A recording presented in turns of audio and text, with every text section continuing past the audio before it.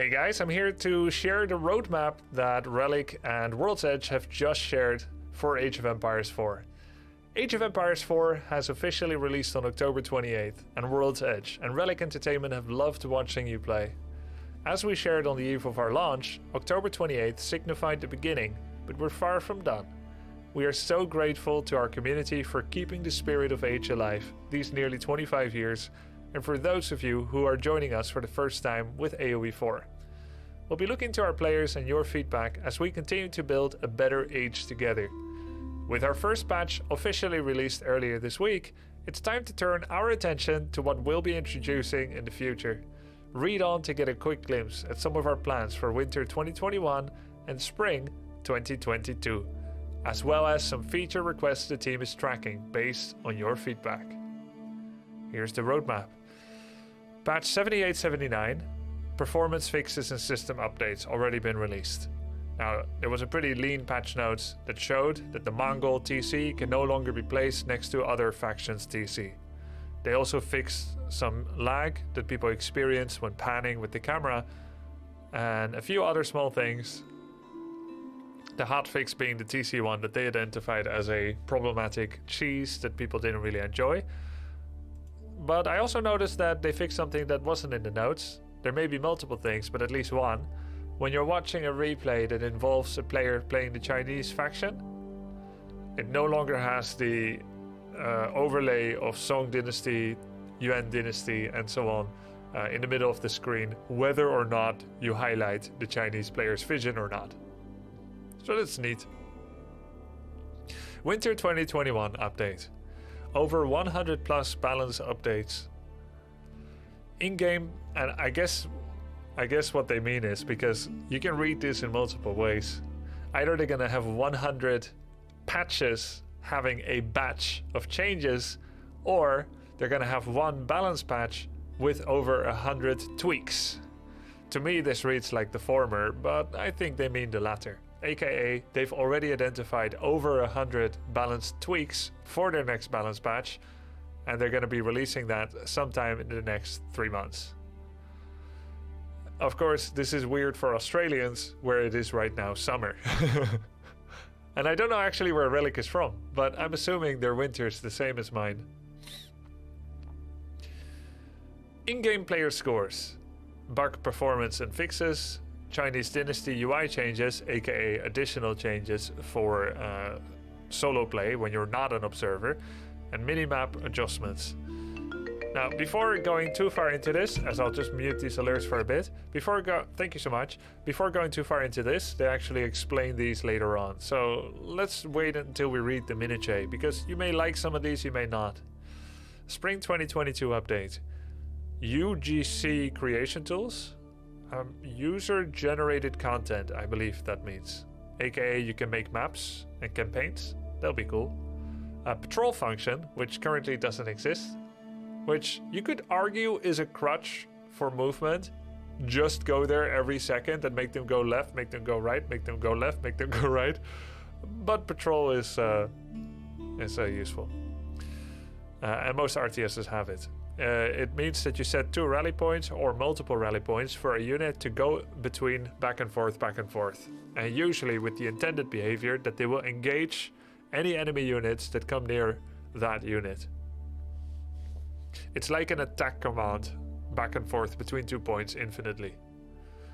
In fact, in Brood War, patrol was used to bug Mutalisks. You would control Mutalisks together with a larva and patrol attack command. So instead of attacking into someone, you would patrol into someone and then immediately override it after you launch one attack. And this was considered more effective for unit stacking than an actual attack command that forced Mutas to split. I'm not saying that you're going to need that. You're going to use that here, but patrol is definitely a special function. Balance updates further, and bug and performance fixes. And then seasons are going to be beginning and more to come. And that is just Spring 2022, which, for clarity, Spring, I believe, begins in March, 21 March, if I'm not mistaken. So this is news for the next 6 months or so. Okay, Winter 2021. We already launched patch 7989 to introduce fixes to Xbox account linking. In the original AoE2, patrol was the only way to attack move, so it became an essential part of the micro. I see. Performance impacts when panning the camera and some other tweaks. While this patch was smaller and more pointed, we're happy to share that we're putting the finishing touches on a larger patch we're looking to share soon. In winter 2021, we'll be introducing hundreds of balance changes, literally, a variety of helpful bug fixes, and a few key feature requests that we've seen by players. Our team has been hard at work preparing this update, and we're appreciative to the community for lending your voice to the conversation. Here's a sneak peek of some of the goodness we're queuing up for winter 2021. Being able to make the choice to turn on and view in-game player scores. Based on community feedback, we've made the decision to implement in-game scores for those who wish to have them. If I stopped reading here, and I must admit, I did just now, I wouldn't like it much, but let's read on.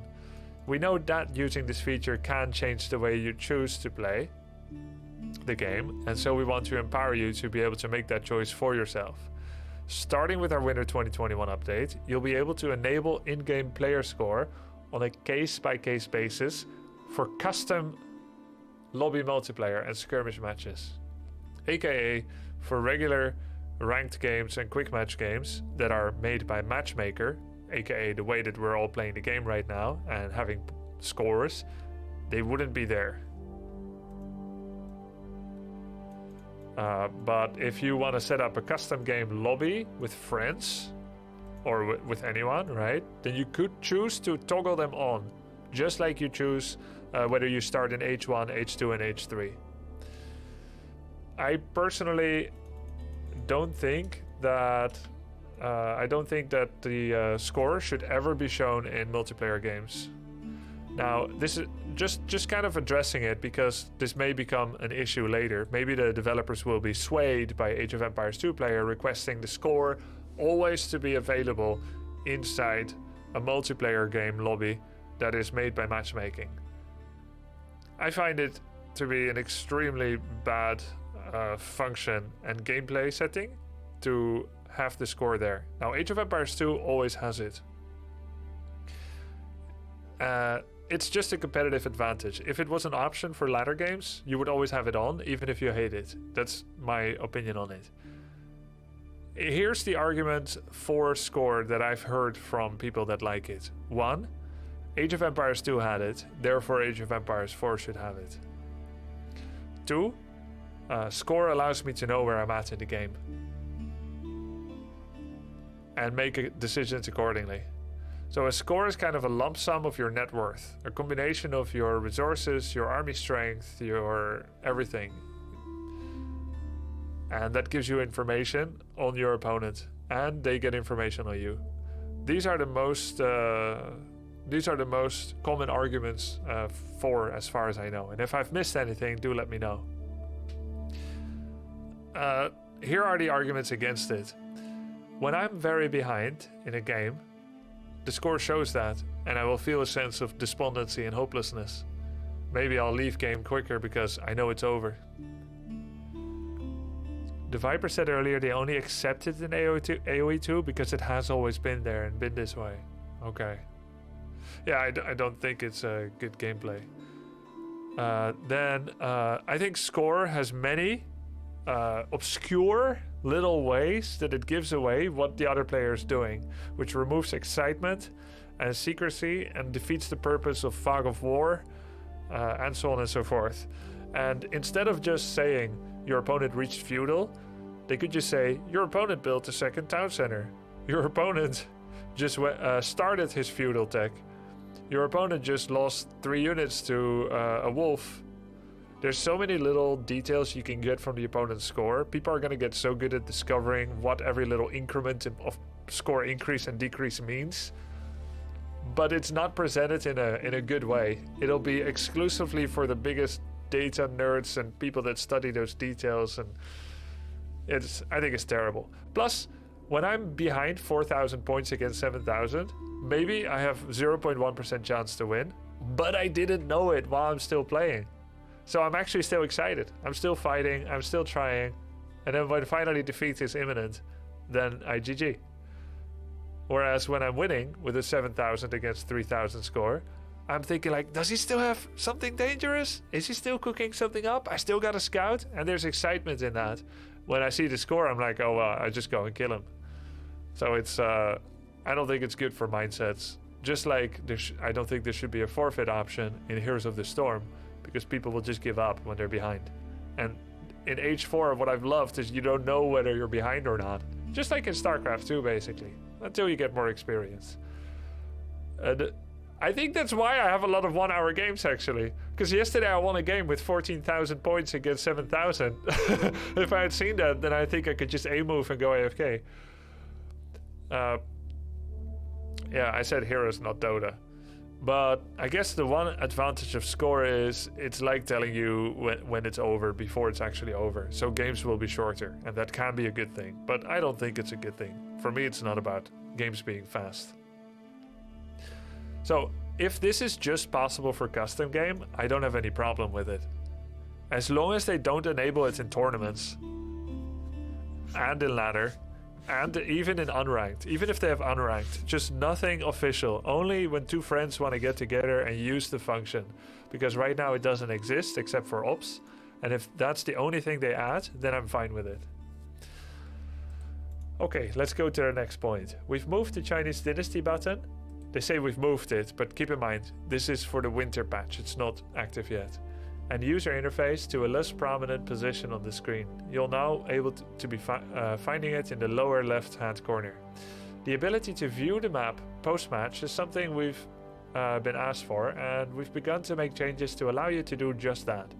Starting with the Winter 2021 update, you'll be able to pan across the map of a completed match after finishing up your game. This was possible in H2, but not... Yeah, this was possible in H2 and in SC2 and Warcraft 3. We'll be looking to fold in additional options to allow you to easily switch back and forth between the completed map view and the post-game stats in Spring 20... This is really neat. Even being able to go to score and then back to the map. That's really cool.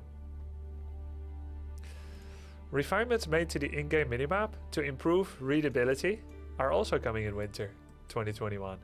Improvements include reducing the size of icons, ensuring the Wonder icon on the minimap matches the icon displayed in the HUD, increasing the size of the primary town center in comparison to other landmarks, and adjusting the color of certain resources. For balance and bug fixing, we've got loads of changes to share with you in our release notes when this update lands.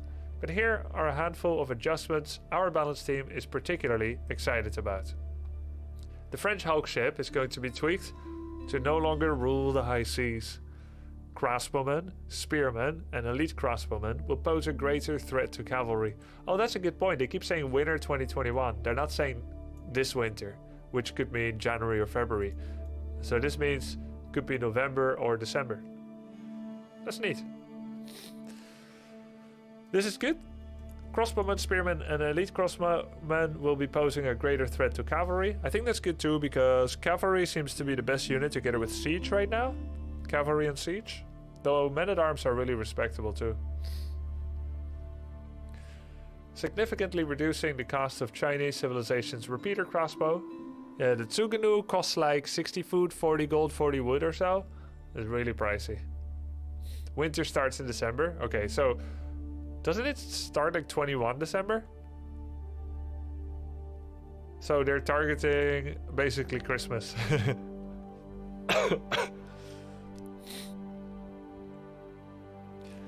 Chinese gonna be OP!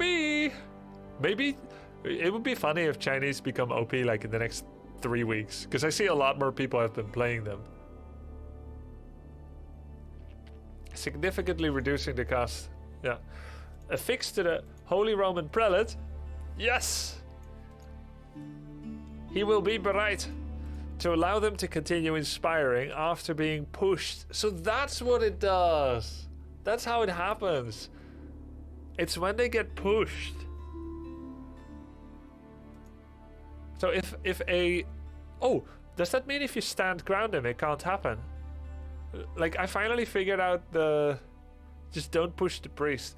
Push means when a unit is standing without stand your ground and an enemy or an allied unit goes past them, which allows him to create space. So every RTS actually has things that a lot of us don't think about, right? So one of the things that RTSs have is where units don't hard occupy a position with stand ground or hold, that when you want to move past, that they just make space and then go back to where they were. So if you've got like a big row of infantry and you want to move through with the cavalry, the infantry will be like zit and then back in. That requires some good AI coding, and that's called pushing, and that's apparently how it procs. So I think if I hold ground my prelate on the position that I wanted to stand to inspire, if he inspires with that as well, which is the question, then that is the fix for now until the patch. Mongol superior mobility adjusted to ensure that the speed modifier is correct, because it's too fast right now, and the Rus Civ infinite relic duplication elimination bug. Then in spring 2021, like other titles within this globally beloved franchise, Age of Empires 4 offers many ways to engage. Whether you're a history buff, a fan of building out sprawling empires and taking on the AI, or more competitive in nature, coming in spring 2022, we'll be adding 2 new ways to enjoy Age of Empires 4. User-generated content and tools allow you to bring your ideas to life. Not a mod maker yourself? No worries, you'll still be able to enjoy the work of others, sampling their vision for unique maps, modes, and more. This will provide just another way to truly make history your story in Age of Empires 4. Spring 2022 will also see the start of ranked seasons. Ranked seasons will span 12 weeks, allow players to compete head-to-head and climb the rank ladder, and earn exclusive in-game rewards based on performance. 12 weeks is a good period. I think 8 to 12 weeks is perfect. We look forward to sharing more about seasons in 2022, and if you're looking to get some practices in ahead of time, we'd encourage you to brush up on your knowledge with the Art of War challenges, the campaign, or play against AI and even other players. We'll also be finalizing some minor improvements to the post-game map in spring 2022, introducing the patrol move you've been asking for, as well as exploring the inclusion of other features and fixes based on player feedback. Looking forward, while we're committed to bringing about the features and changes highlighted above, we're also spending time with what our players are saying they want to see in AoE4 in the future. New factions? Japanese? Spanish? Ottoman Empire? Americans? Inca? Mayans?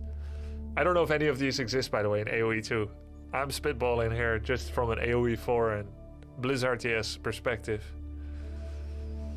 Your feedback will help us as we continue to plan for spring 2022 and beyond. We're actively looking into the feedback below. The Naga, finally? It's not the Naga. Global build queue. We know this is a feature many of you have enjoyed in previous Age titles and would like to see in Age of Empires 4. You know, I've always seen this request from people, or acknowledged by people, or acknowledged by devs. No one has ever explained what it means. It's like when you're like 11 and people start bringing naughty words to class, and then you laugh along because you know it's a naughty word, but you don't know actually what it means. It's like, did you see their Gnafarli? Did you see their Gnafarli? Then everyone's like, but like, there's only one smutty kid that knows what Gnafarli is, and everyone else doesn't know. Global build queue means you see what you're building, all the queues on your main screen. Ah, a list with all the, yeah, that's what I assumed. I assumed that's what it means. So that means you can also cancel them in this fashion. Improvements to the unit stats card. Based on your feedback, we're looking into how we can better serve up the most meaningful stats at a glance. Unit stat card. Good, good, good, good.